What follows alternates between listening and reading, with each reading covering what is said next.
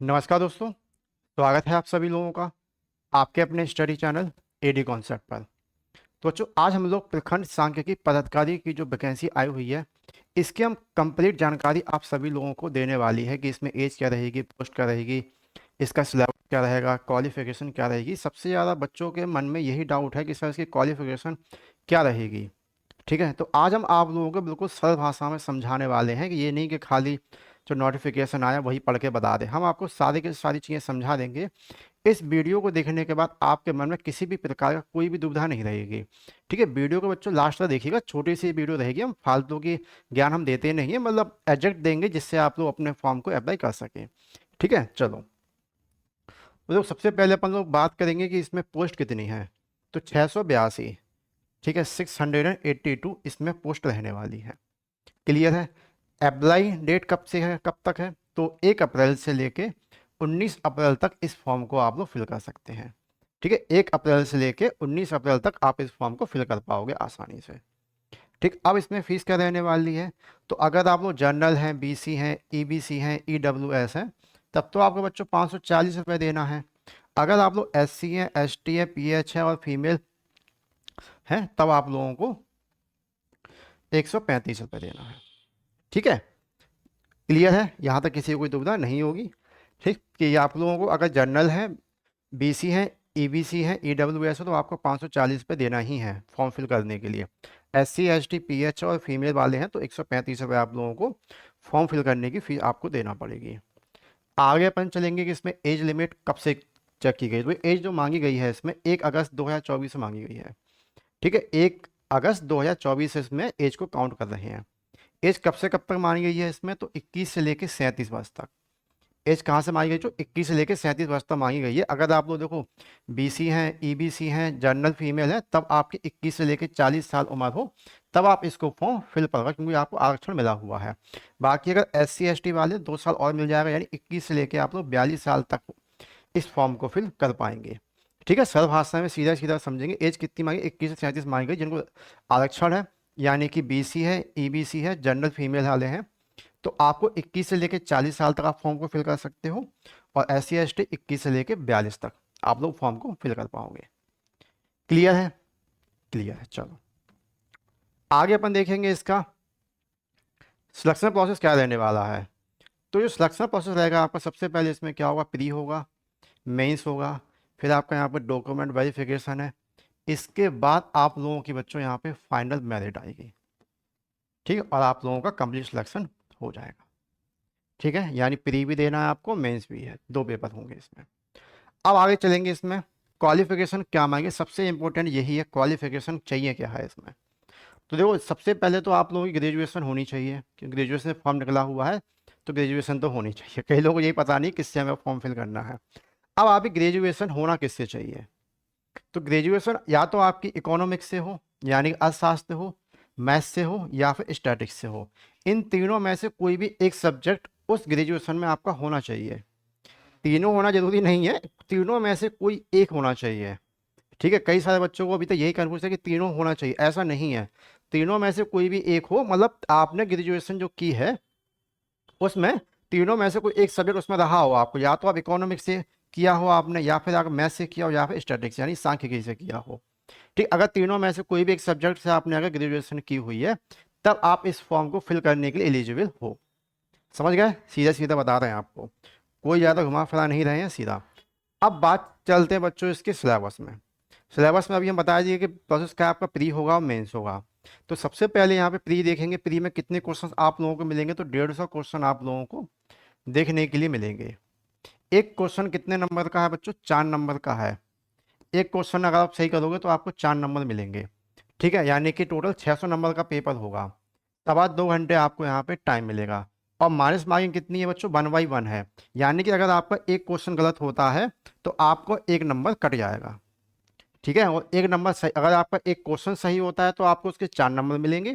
अगर आप एक क्वेश्चन गलत करते हो तो उसका आपका 1 नंबर कटेगा। ठीक है, सीधी सीधी भाषा में आपको समझा दे रहे हैं। अब आप किसके सब्जेक्ट से पूछे जाएंगे क्वेश्चन?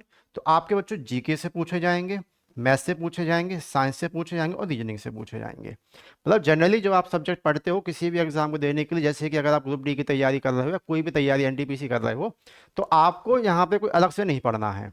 ठीक, इसका मतलब इसमें तो मैथ है, पूरी अर्थमेटिक ही आना है, अंकगणित है, एडवांस इसमें नहीं है। अब ये हम आपको पूरा बताएंगे भी, तो आप अच्छे से देख लीजिएगा। ठीक, अब चलेंगे बच्चों इसके मेंस में क्या हो। प्री में तो हो गया, प्री में जैसे आप पास हो जाओगे तब मेंस में चलो। प्री मेंस में कोई ज़्यादा अंतर नहीं है, बस खाली मेंस में क्या हो गया, पेपर 1 जो होगा वो हिंदी का होगा। और हिंदी क्या है बच्चों, क्वालिफाई नेचर की है, यानी कि आपको इसमें खाली 30% नंबर चाहिए हिंदी में। अगर आप 30% नंबर ले आओगे तो बाकी की आगे भी आपका पेपर सेकंड भी चेक होगा आपका, जिसमें आपका वही है, जीके है, मैथ है, साइंस है और रीजनिंग है। मतलब जैसा जो आप प्री में पढ़ेंगे वही सेम मेंस में है, जो प्री में पढ़ रहे हो वही मेंस में, बस खाली यहाँ पे क्या है, हिंदी आपकी ऐड हो गई है। तो हिंदी में आप तो पढ़ोगे पढ़ोगे थोड़ा पेपर जो भी आप दे ही रहे हैं, तो सब में हिंदी तो और पढ़ोगे ही पढ़ोगे।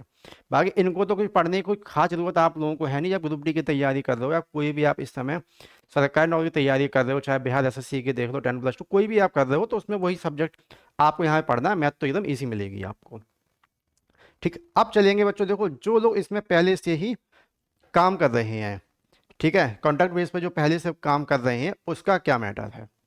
तो उसका मैटर ये है कि अगर देखो ऐसे संविदा होते हैं ना, आप संविदा समझते होगे, तो जो संविदा में जैसे कि मान लो 1 साल से काम कर रहा है यहाँ पे पहले से, तो 1 साल अगर उसने काम किया है तो उसको 5 नंबर मिलेंगे। अगर उसने 2 साल काम किया है तो उस व्यक्ति को 10 नंबर मिलेंगे। 3 साल किया है तो 15 मिलेंगे। 4 साल किया है तो 20 मिलेंगे और 5 साल किया है तो 25। अब ये नहीं है कि अगर वो 10 साल से उसमें अगर काम कर रहा है तो उसको उसमें 40 नंबर मिल जाएंगे, ऐसा नहीं है। सॉरी, 50 नंबर मिलेंगे, ऐसा नहीं है। ठीक है, मैक्सिमम इसमें 5 साल ही है।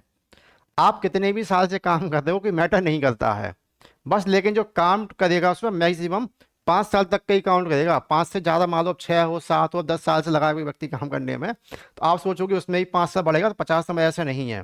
खाली आपके 5 साल तक ही काउंट करेंगे, 1 साल के 5 नंबर आपको इसमें मिल रहे हैं अगर आप संविदा कर्मी पहले से हैं। तो आपको तो बच्चों ये फॉर्म देखो फिल करना ही है, जो भी संविदा कर्मी है तो उन्हें तो छोड़ना ही नहीं है, फ्री फंड के मिल रहे हैं। अगर आप यहाँ 10, 15, 20 नंबर भी अगर ले आते हो तो समझ लो 10, 15, 20 नंबर की वैल्यू आज के समय में क्या है सरकारी नौकरी में।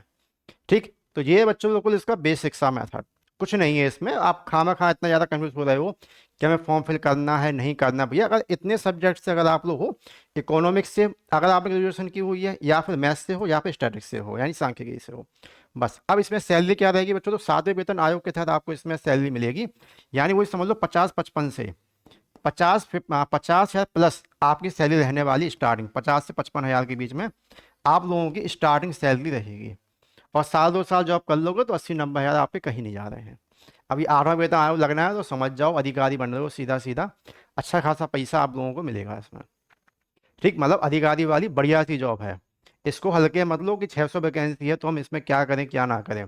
तो अलग से इसमें कुछ आपको नया नहीं पढ़ना। अगर मैं बोला नहीं कि ग्रुप डी की तैयारी कर ही रहे हो, एनटीपीसी कर रहे हो, ऐसे कर रहे हो, तो इसको फॉर्म को फिल करना ही करना है आपको, बस सब्जेक्ट अपने देख लेना है, पढ़ना आपको पूरा के पूरा वही है।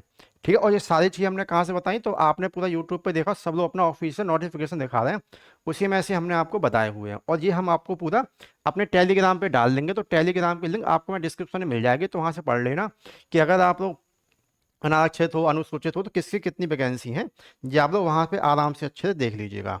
ठीक है, इसमें बताने को ज़्यादा वैसा नहीं जो हम आपको दे देंगे। पिछड़ा वर्ग की इसमें 62 है, और अत्यंत पिछड़ा वर्ग की 112 है, अनुसूचित जनजाति की 7 है, अनुसूचित जाति की 98 है, और अनारक्षण यानी कि जनरल वालों की 313 है। ठीक है, और जो आर्थिक रूप से एकदम कमजोर है उनकी 68 है। ठीक, और यहाँ पे कोड दिए गए हैं, जब आप फॉर्म को फिल करो तो कोड के अनुसार इसमें डालिएगा। ठीक, चलो आगे देखेंगे तो वो हम आपको बता ही चुके हैं कि 21 वर्ष से लिए गए हैं सभी कोटि का, सबकी एज हम आपको वहाँ बता चुके हैं, इन्हीं में से हमने वहाँ पे आपको सिंपल में लिख के दिया है, ये फीस है उसकी। ठीक है, इसके बाद आप लोगों के वही सब्जेक्ट हैं, जैसे कि आपका जीके है, जीके में आप जो नॉर्मल पढ़ रहे हो आपको वही पढ़ना, कुछ भी नया नहीं पढ़ना है, जीके से क्वेश्चन होंगे। ठीक है, इसके बाद आप लोगों की साइंस भी है, और मैथ में देखो, मैथ में तो वो ये ईजी है। ठीक, मैथ तो एकदम ईजी आनी है, पूरी अर्थमेटिक अंकगणित है। ठीक है, अर्थमेटिक पढ़ना, एडवांस कुछ नहीं है इसमें, तो आप बच ही गए हो। मतलब ये सारी चीज़ें आपको अच्छे से आती होंगी, कोई बहुत बड़ी चीज़ नहीं है। और रीजनिंग है, वो रीजनिंग में भी नॉर्मल सी चैप्टर हैं जो आप लोग अभी तक जनरल किसी भी कंपटीशन की तैयारी करते समय पढ़े हो, बस वही सब है, इसमें कुछ ऐसा एक्स्ट्रा नहीं है। जो आपको बहुत महंगा अलग से कुछ पढ़ना है, या आपको कहीं से भी अलग से कोई पेड कोर्स लेना है, ऐसी कोई ज़रूरत नहीं है।